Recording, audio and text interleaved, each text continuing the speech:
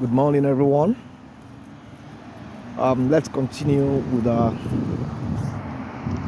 conversation around this marriage thing. Now, I've been doing this for some days now, and I think it's very important to make these short videos just to help our friends, help the younger ones, and even help adults.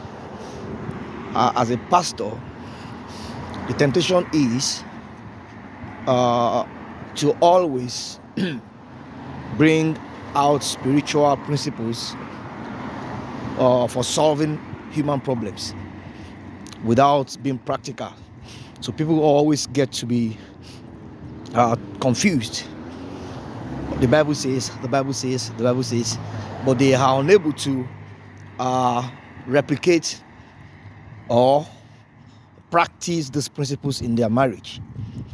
This is what the Bible says. This is what I'm going through. How do I bring a synergy, an alignment?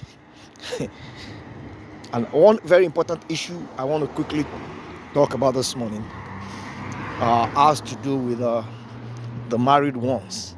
So I'm speaking to the married ones. This is one of the sources of disagreements and controversies in marriage. Who does what in the house? Who does what? Who does the cleaning? Who does the cleaning? Who when your living room is messed up by the children, who should be the first person to clean it? Now, the traditional African culture puts the burden on the woman, but that is not correct. That is not correct. If you're a believer, you're a child of God, and you love your wife, you are going to be part of the cleaning of the home. There is nothing I don't do in the house. I have children that are grown-ups. They do the house chores, but they do them under my supervision and even under my practical demonstration. And in most times, I tell them to go and study. And I do the house chores. My wife does the house chores too. But now here is the twist. I do not call on my wife to come and clean up a place.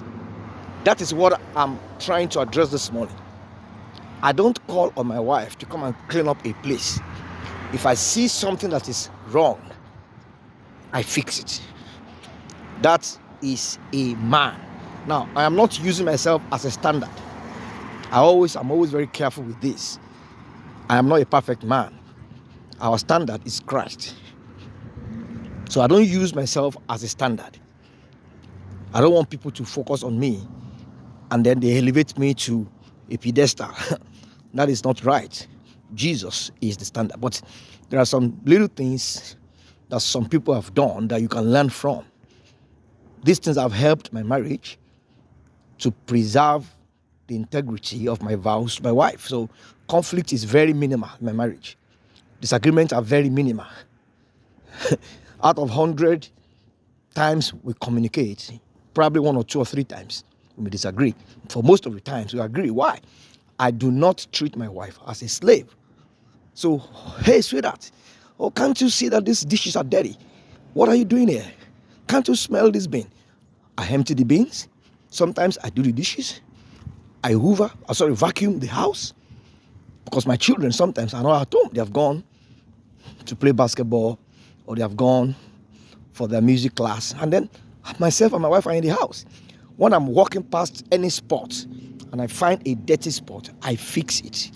So that fix it mentality is something every man must adopt. I'm speaking to men now. I'm not saying that women should be lazy and should dump all the house chores on their husband. But the woman also should wear the same garment. Don't call on your husband when the house is dirty. Or you are using subliminal message. How can someone be in the house and he can't even see that this place is dirty? You don't want to address your wife. You're just using this kind of an indirect approach. It strips your wife of honor. It strips your husband of dignity. If you are unable to to fix it, then you can call for help. Oh, sweetheart, please, I think this place is the mess. Let me handle this, please. Can you handle that, please? So don't fold your arms and then begin to yell at your wife.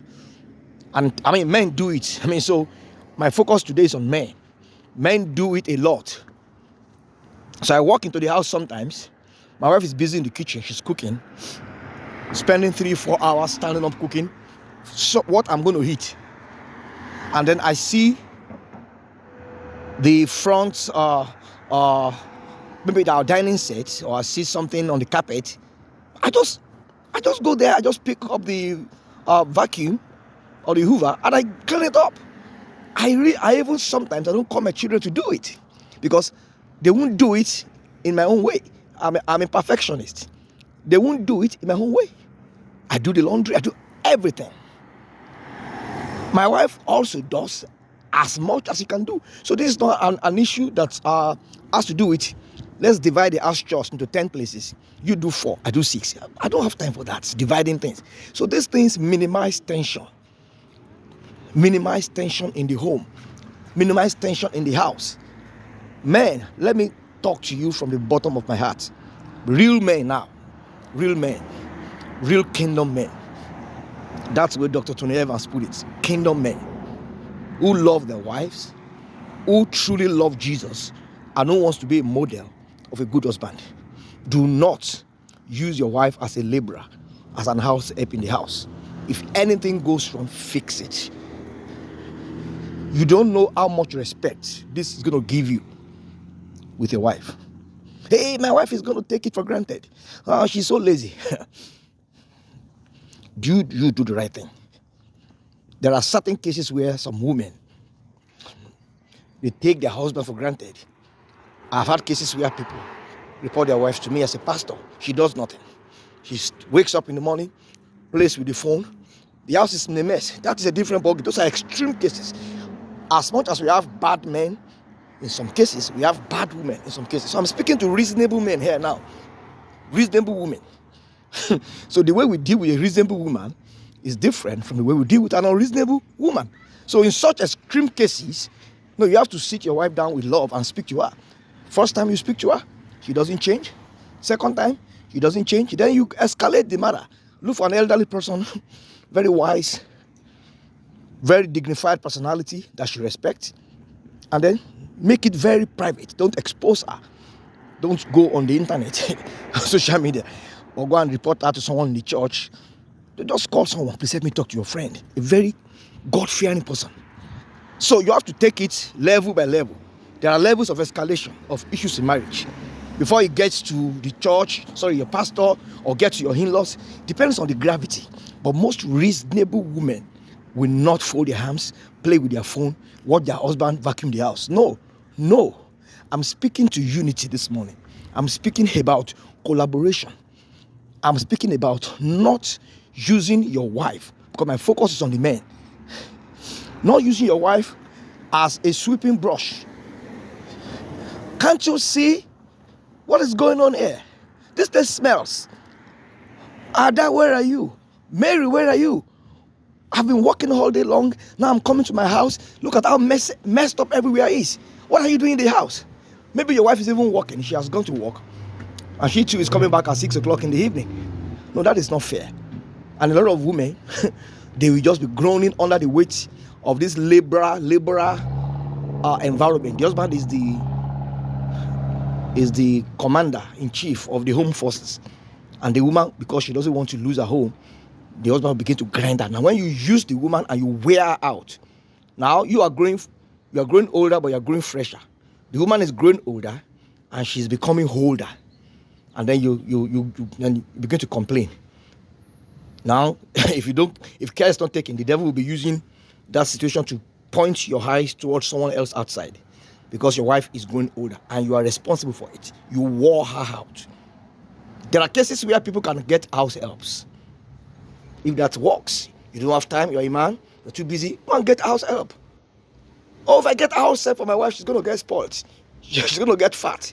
No, I'm not encouraging laziness this morning. I'm speaking about collaboration and unity and dignifying your wife. If you have any problem in the house, fix it. Women are looking for fixers, men that can fix issues. That is one of the things a woman is looking for in her husband. A man that can fix issues, a man that takes responsibility. And that woman should not take the man for granted. If you have such a husband, please don't take him for granted. And then you're calling him on the phone, come and sweep this place, come and clean the kitchen, because he does it. Be careful.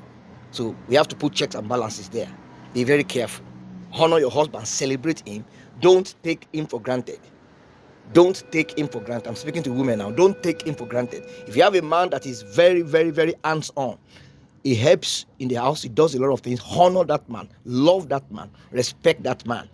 And if you have anything you can do to even reduce his focus on those issues in the house, please do it, so that the man can concentrate on some other strategic issues of building a house and taking you on vacation. So all of these things, they appear to be very little, but from a counseling point of view, as a pastor, they have caused a lot of problem. I can't begin to tell you the stories people tell me in counseling, particularly women, that their husbands do to them. Please, let brotherly love continue in our marriages, and let men in particular take their proper position as the leader of their home. Not leaders by mouth alone, not leading people verbally, leaders by action, leaders who take responsibility, leaders who fix issues. They fix problems to the best of their ability. And let our wives also love and respect and honor such men. Don't take them for granted. Put in your best too, so that the two of you can work together to build a resilient and an enduring marriage. And your children will also learn, because when children see their fathers do something to support their mom at home, and they see their mother also love and honor their husband, their fathers, the children will grow in a healthy environment. These values are transgenerational. The children will borrow those values. They will learn those values, and they too will transfer them to their own children. That is how to build a society. It starts from the home. God bless you.